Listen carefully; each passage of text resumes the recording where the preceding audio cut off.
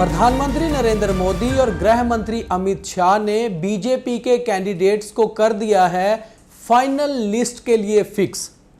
आप देख रहे हैं चुनावी चालीसा का एपिसोड नंबर 6। नमस्कार, मैं हूं दीपक खजूरिया और बात करते हैं कि आज सारा दिन चुनावों को लेकर जम्मू कश्मीर में क्या क्या गतिविधियां होती रही। बीजेपी की लिस्ट फाइनल हो गई। शायद आज शाम, आज रात या फिर कल सुबह तक सूची जो है वो सार्वजनिक कर दी जाए, यानी कि आउट कर दी जाए, ताकि कैंडिडेट्स अपने अपने इलाकों में कैंपेनिंग के लिए निकल जाएं और वर्कर्स भी एक्टिव हो जाएं। उमर अब्दुल्ला ने फाइनल फैसला कर लिया कि वो इस बार के चुनाव लड़ रहे हैं। इस पर भी हम चर्चा करेंगे। कांग्रेस के नेता करा से मिलकर जम्मू की ओर रवाना हुए और कांग्रेस ने जम्मू जिले के कई नाम फाइनल कर दिए हैं। गुलाम नबी आजाद ने कुछ दिन के बाद आज अपनी चुप्पी तोड़ी है और गुलाम नबी आजाद की पार्टी चुनाव लड़ रही है। तो सबसे पहले शुरुआत बीजेपी से।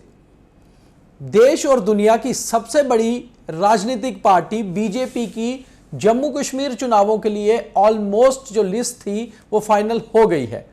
शायद जब आप ये प्रोग्राम देख रहे हो तब तक सूची बाहर आ गई हो, या फिर कल सुबह तक सूची जो है वो बाहर आ जाए। मगर आज शाम 7 बजे प्रधानमंत्री नरेंद्र मोदी, गृह मंत्री अमित शाह, बीजेपी के प्रेसिडेंट जेपी नड्डा और उसके साथ जम्मू के भी 5 नेता, जम्मू कश्मीर बीजेपी अध्यक्ष Ravinder Raina, Jammu Kashmir BJP general secretary organisation Ashok Koul, दोनों एमपी जिसमें डॉक्टर जितेंद्र सिंह और जुगल किशोर शर्मा, और साथ ही साथ एक बहुत अहम कड़ी देवेंद्र सिंह राणा भी।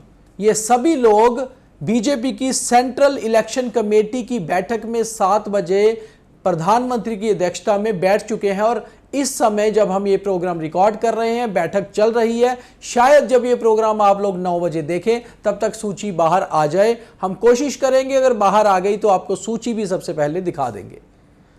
ये बहुत अहम बैठक हुई है और तकरीबन जो इस बैठक में लिस्ट पहुंची हुई है उसमें एक सीट पर 1 या 2 से ज्यादा नाम नहीं है। जहां 4 या 5 नाम थे उनमें से 1 या 2 नामों को शॉर्टलिस्ट कर लिया गया है।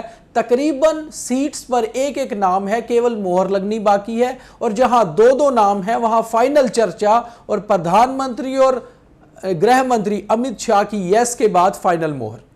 तो ये आज की बड़ी खबर बीजेपी के हवाले से।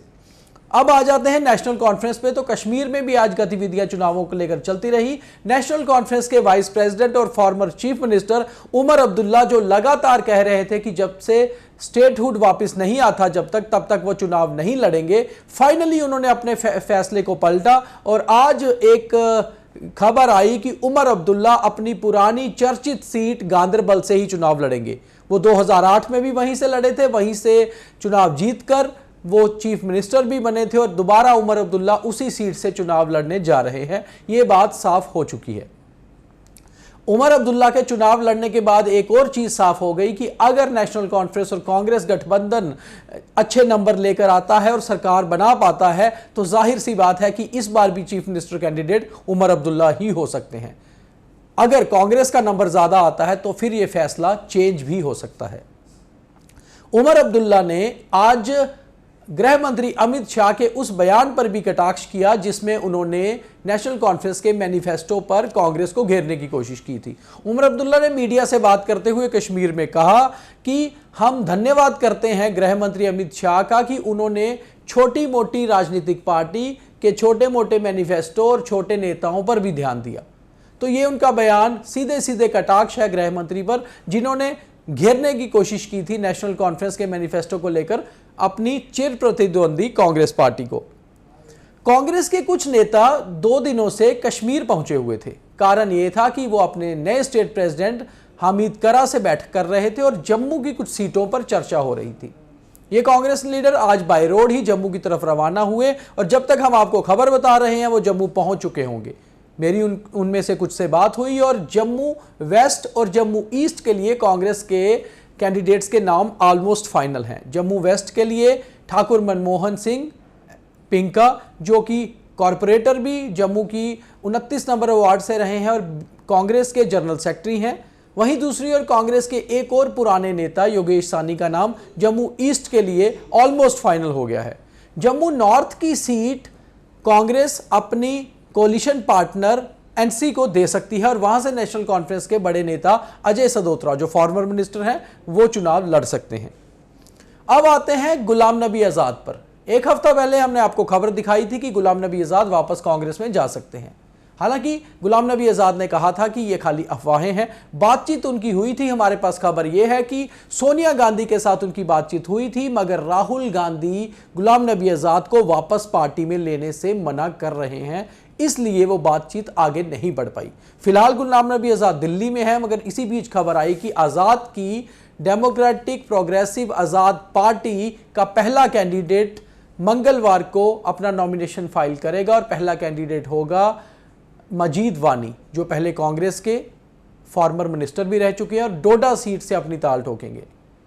इससे एक बात साफ होती है कि आजाद पार्टी के कैंडिडेट्स इस बार चुनाव में उतरेंगे और किसी पार्टी से उनका प्री पोल अलायंस नहीं हुआ है। यानी कि आजाद अगर कुछ सीटें जीतते हैं तो वो बीजेपी के साथ जा सकते हैं। इसके संकेत सीधे सीधे नजर आते हैं। अब देखना यह है कि क्या गुलाम नबी आजाद खुद अपनी पारंपरिक और अपनी गृह सीट भद्रवाह से चुनाव लड़ते हैं या नहीं, और गुलाम नबी आजाद जम्मू कश्मीर कब पहुंचते हैं यह भी देखना बहुत इंपॉर्टेंट होगा। तो सारा दिन की ये आज थी चुनावी गतिविधियां जो हमने चुनावी चालीसा के जरिए आपको बताई। अब सबसे अहम बात यह है कि बीजेपी की सूची फाइनल होने के बाद कांग्रेस किस किस कैंडिडेट को उनके खिलाफ उतारती है यह भी इंपॉर्टेंट है, और साथ में बीजेपी के जो कुछ नेताओं को टिकट नहीं मिलेगी, जिनकी टिकट कटेगी, क्या वो नेता बागी होंगे या वो पार्टी के खिलाफ विद्रोह करेंगे, या फिर वो नेता जिनको टिकट मिली है उनके लिए चुपचाप से काम करते रहेंगे, यह भी देखना बहुत इंपॉर्टेंट होगा। ये कैंडिडेट्स जो टिकट के लिए फाइनल हुए हैं, क्या ये वर्कर्स को मंजूर होंगे और वाकई में ये अच्छे कैंडिडेट्स की लिस्ट होगी।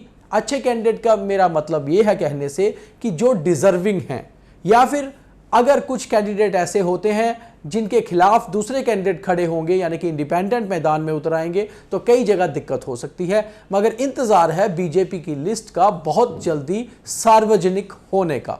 तो शायद ये प्रोग्राम जब तक आप देखें तब तक लिस्ट आ गई हो और हम भी आपको तब तक लिस्ट बता देंगे, नहीं तो इंतजार करिए, कल सुबह तक लिस्ट आ जाएगी और कल शाम यानी कि अगले एपिसोड में चुनावी चालीसा में हम उन कैंडिडेट्स पर भी डिस्कशन करेंगे। तब तक के लिए मेरी टीम को और मुझे इजाजत दीजिए। चुनावी चालीसा जरूर देखिए, क्योंकि दिन भर की गतिविधियां चुनावों से रिलेटेड हम आपको यही बताते हैं। बहुत धन्यवाद।